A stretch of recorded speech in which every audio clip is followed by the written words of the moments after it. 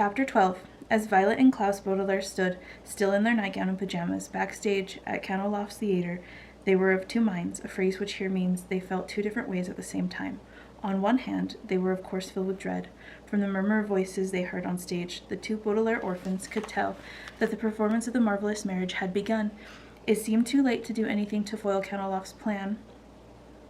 On the other hand, however, they were fascinated as they had never been backstage at a theatrical production, and there was so much to see.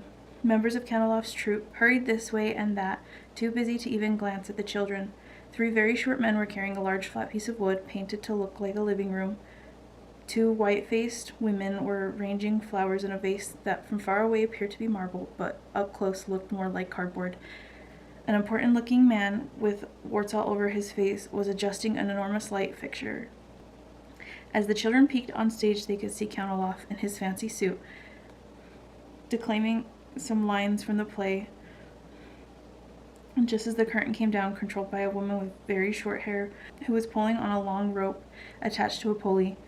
Despite their fear, you see, the two older Baudelaires were very interested in what was going on and only wished they were not involved in any way.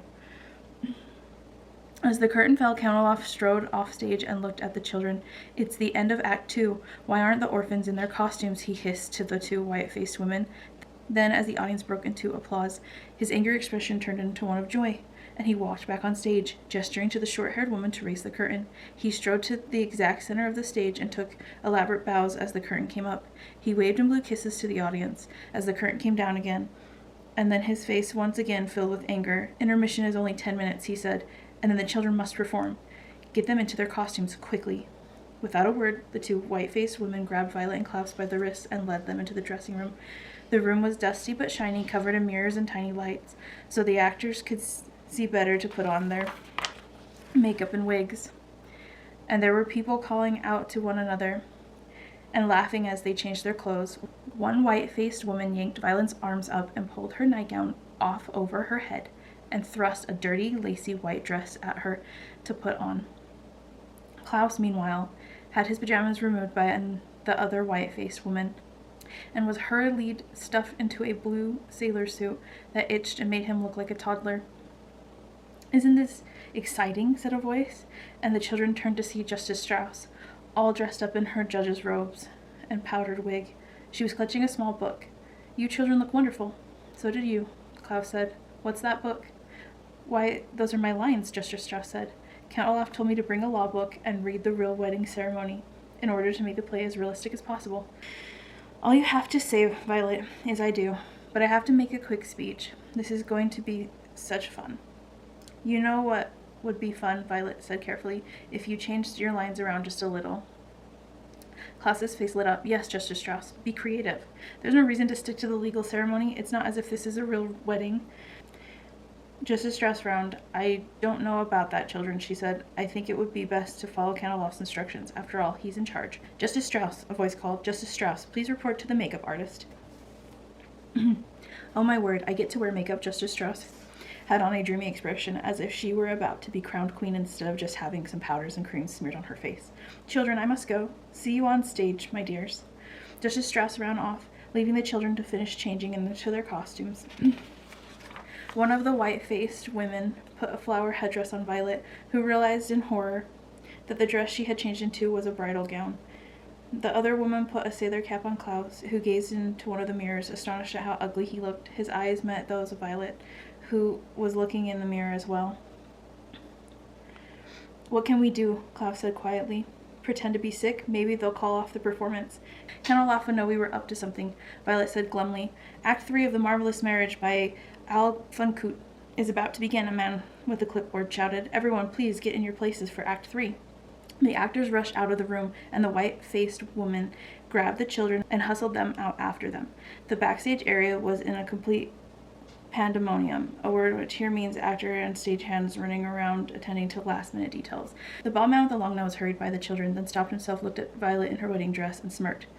"No funny stuff," he said to them, wagging a bony finger. "Remember, when you go out there, just do exactly what you're supposed to. Candleloft will be holding his walkie-talkie during the entire act, and if you even do one thing wrong, he'll be giving Sunny a call up there in the tower." Yes, yes, Klaus said bitterly. He was tired of being threatened in the same way over and over. You'd better do exactly as planned, the man said again.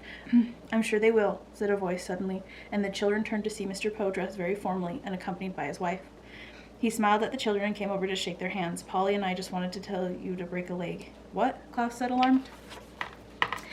That's a theater term, Mr. Poe explained, meaning good luck on tonight's performance. I'm glad that you children have adjusted to life with your new father and are participating in family activities. Mr. Poe, Klaus said quickly, Violet and I have something to tell you. It's very important. What is it? Mr. Poe said. Yes, said Count Olaf. What is it that you have to tell Mr. Poe, children? Count Olaf had appeared seemingly out of nowhere, and his shiny eyes glared at the children meaningfully. In one hand, Violet and Klaus could see he held a walkie-talkie. Just that we appreciate all you've done for us, Mr. Poe, Klaus said weakly. That's all we wanted to say. Of course, Mr. Poe said, patting him on the back. Well, Polly and I better take our seats. Break a leg. Baudelaires. I wish we could break a leg. Klaus whispered to Violet, and Mr. Poe left. You will, soon enough, Count Olaf said, pushing the two children towards the stage. Other actors were milling about, finding their places for Act 3, and Justice Strauss was off in the corner, practicing her lines from the law book. Klaus took a look around the stage, wondering if anyone there could help. The bald man with the long nose took Klaus's hand and led him to one side. You and I will stand here for the duration of the act. That means the whole thing. I know what the word duration means, Klaus said. No nonsense, the bald man said. Klaus watched his sister in her wedding gown take her place next to Count Olaf as the curtain rose. Klaus heard applause from the audience as Act 3 of The Marvelous Marriage began. It would be of no interest to you if I described the act of this impotent, the word impotent here means dull and foolish, play by Alf and Coote, because it was a dreadful play, and of no real importance to our story.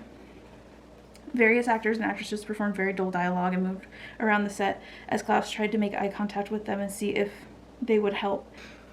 He realized that this play must have been chosen merely as an excuse for Olaf's evil plan, and not for its entertainment value, as he sensed the audience losing interest in moving around their seats.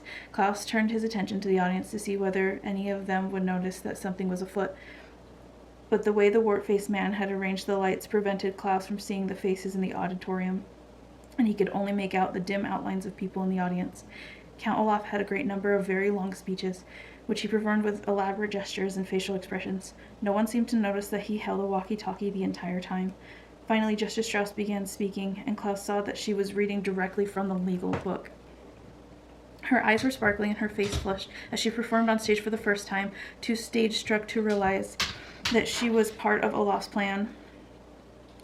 She spoke on and on about Olaf and Violet, caring for each other in sickness and in health, in good times and bad, and all of those things that are said to many people who decide for one reason or another to get married.